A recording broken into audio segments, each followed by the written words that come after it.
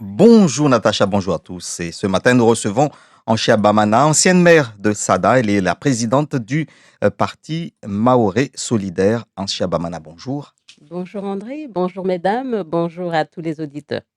Alors ce matin encore, Vaïbi a été le théâtre de violences avec des caillassages dont beaucoup d'automobilistes ont été victimes.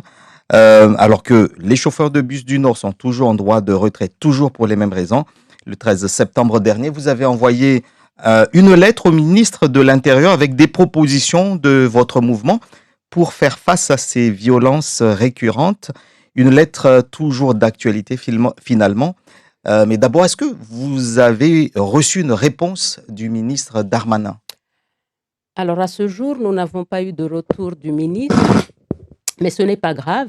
L'essentiel pour Maoré Solidaire, c'est vraiment de participer au débat public parce que la situation est critique ici à Mayotte. Et j'appelle ici, au nom de Maoré Solidaire, vraiment à ce que les élus se réveillent comme un seul homme pour faire face à ce fléau et demander à l'État les mesures nécessaires et de la fermeté pour que les Mahorais retrouvent une sérénité de vie parce que ça ne peut plus continuer ainsi. Alors, selon vous, les élus ne sont pas assez réveillés alors qu'il y a quelques semaines, on a vu ce mouvement organiser les journées îles mortes. Ce n'est pas suffisant. Mhm. Il faut continuer le combat, raison pour laquelle moi j'appelle à leur unité. Continuer le combat à Paris parce que si le préfet de Mayotte localement avait les solutions, ça se saurait. Il n'a peut-être plus les moyens pour faire face, raison pour laquelle Maoré Solidaire, dans le courrier, nous proposons la prise de mesures fermes, notamment administratives. J'écoutais ce matin dans vos ondes ce qui s'est passé la semaine dernière. Vous disiez tout à l'heure que les enfants, enfin les agresseurs étaient même dans les bus. Mhm. Ils ne sont plus dehors, ils sont dans les bus et font régner la terreur à la population, aux chauffeurs que je salue, des bus scolaires que je salue ce matin, parce qu'ils font un métier aujourd'hui très dangereux pour leur propre vie. Raison pour laquelle je réitère les propositions de l'ancien préfet Colombé qui parlait de la mise en place de mesures administratives, notamment le retrait des titres de séjour des parents dont les enfants foutent la terreur à Mayotte, agressent la population, caillassent des bus, cassent des voitures. Il est nécessaire d'appuyer sur la mise en œuvre de ces mesures et le rapatriement des parents dont les enfants sèment la terreur. On ne peut pas continuer à parler d'enfants. Un enfant qui frappe, qui agresse les forces de l'ordre, on doit vraiment être ferme envers ses parents pour qu'enfin ils prennent la responsabilité de leurs enfants. Mais il y a des enfants français parmi ces agresseurs. Eh bien, il y a des enfants français. On trouve la solution ici avec la construction effectivement de la mesure qu'a proposé le garde des Sceaux, le centre éducatif fermé et bien d'autres. Ces structures existent ailleurs, n'existent pas à Mayotte. Il va falloir s'y atteler pour les mettre en place ici pour cette catégorie d'enfants. Évidemment, moi je parle des enfants dont les parents soit ne sont pas en situation régulière ou ont un titre de séjour. Dans ce cas-là, il va falloir mettre en place ces mesures fermes parce que je vous assure, André, s'il y a une dizaine de familles qui sont rapatriées, je pense que les parents prendront leurs responsabilités. Maoré Solidaire propose aussi des mesures concernant la coopération régionale. Je salue au passage l'action de notre député Estelle Youssoufa qui se bat au sein de la Commission européenne à l'Assemblée nationale pour que, comme l'État finance largement les Comores, qu'il y ait des mesures de coopération régionale telles que la mise en place enfin d'une vraie coopération judiciaire. Là aussi, au niveau de la prison de Majicavo, tous les détenus qui ne sont pas en situation régulière, qu'ils soient rapatriés et qu'ils purgent leur peine aux Comores ou ailleurs.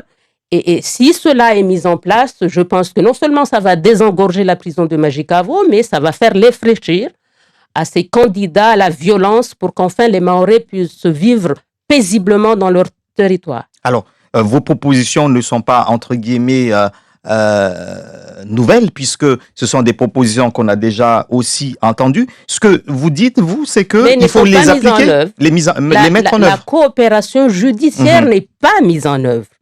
Quand on lit les fameuses feuilles de route France-Comores, cette mesure-là, et quand on lit, j'ai lu avant de venir ici, les mesures qui étaient proposées en 2016, le plan sécurité Mayotte, qu'on a renouvelé en 2018 suite au conflit du territoire, cette mesure n'a jamais été proposée. C'est vrai que les élus en parlent. Aujourd'hui, il va falloir qu'on se mette tous autour d'une table, qu'on rame tous dans le même sens pour que ces mesures soient mises en place. De la fermeté avec des mesures concrètes qui apporteront réellement des résultats. Donc, votre constat, c'est qu'on parle beaucoup, on fait beaucoup de propositions, mais on n'applique pas des mesures, on n'applique pas les décisions prises, et ça reste du coup des paroles en l'air. Ça se saurait, André. Sinon, on n'aurait pas l'actualité qu'on entend depuis ce matin dans vos ondes, le blocage du côté de Vaïbé, le retrait des chauffeurs de bus scolaires.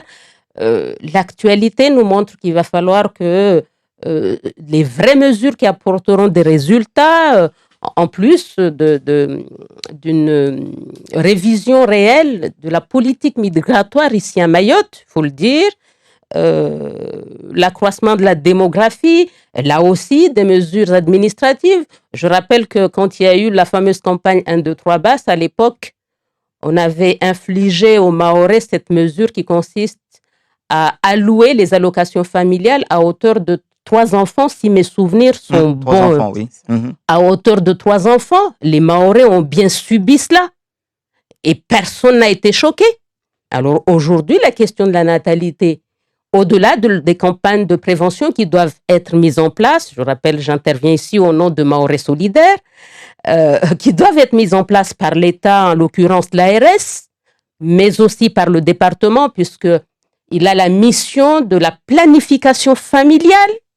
Ça n'a rien à voir avec la PMI. Le département a aussi cette mission-là. Il va falloir que ces autorités publiques, que ce soit du côté de l'État ou au niveau du département, que chacun fasse la part du boulot pour qu'enfin on puisse influer sur la croissance démographique et l'hypernatalité qui œuvre au sein de Mayotte, parce que nous le savons bien que la collectivité n'a pas les moyens déjà, à l'état actuel des choses, de mettre en place les politiques publiques, encore moins de subir cette forte augmentation démographique qui déstabilise au fond le développement du territoire. Les élus, maires, conseillers départementaux, parlementaires, on a entendu aussi des syndicats de police parler et dire la même chose que vous en Chiabamana. Qu'est-ce qui pourrait faire changer, puisque ce sont des choses qu'on entend et beaucoup d'élus essayent de passer le même message. On organise des conférences, organise des assises, organise plein de choses, mais visiblement, il manque quelque chose. Est-ce qu'il manque une volonté quelque part? Évidemment, il faut que ce soit nous, les élus, de manière générale, la classe politique, qu'on puisse enfin s'asseoir autour d'une même table pour... Mais on entend ça depuis des années, une réunion autour d'une table. On ne peut pas non plus rester les bras croisés, parce que de toute façon, nous n'avons pas le choix. Il y a l'année dernière, ou il y a quelques mois, il y a eu le rejet du projet de loi qui a été proposé par le gouvernement. Pourquoi les élus aujourd'hui ne se réunissent pas avec la collaboration de la société civile pour comprendre enfin notre proposition de loi, puisque les parlementaires ont cette prérogative de proposer ce projet de loi Mayotte, cette proposition, pour qu'on puisse mettre dans ce document d'avenir, de planification, parce que les sujets sont nombreux. L'égalité républicaine, l'application du droit commun, doter enfin du département de Mayotte des moyens de la région pour enclencher le développement de ce territoire. Je pense que les parlementaires ont cette prérogative et Mahorais Solidaire appelle ce matin à ce qu'on soit beaucoup plus actif, offensif, moins attentiste pour ensemble porter cette proposition de loi. Je peux me permettre de parler au nom du député, de la députée Estelle Youssoufa, que nous soutenons amplement son action au niveau de l'Assemblée nationale. Elle essaie de toutes ses forces de faire bouger les lignes, au lieu de passer notre temps dans les réseaux sociaux pour la critiquer, l'enfoncer, d'appeler ici ce matin à un sursaut de solidarité pour soutenir tous les élus, toutes les bonnes initiatives pour qu'ensemble on puisse sortir Mayotte de ce marasme. Les gaz lacrymogènes ne suffisent plus, dites-vous, dans ce courrier. Quelle allusion est-ce que vous faites? Est-ce qu'il faudrait utiliser d'autres types d'interventions? On vient d'entendre dans les médias que le ministre Darmanin a bien accepté d'octroyer ses moyens de raid à la Guyane. Donc, si c'est possible à la Guyane qui vit la même chose qu'à Mayotte, c'est possible aussi à Mayotte. Donc, au niveau de la réponse policière, il est judicieux et pertinent, justifié à ce qu'on ait les mêmes moyens que la Guyane pour faire face à ces délinquants qui terrorisent les Mahorais tous les jours. Alors, on entendait aussi d'autres propositions, d'autres réponses. C'était plus d'éducation, plus d'insertion, des formations et puis aider ces associations pour permettre justement à certains délinquants de se refaire une nouvelle vie.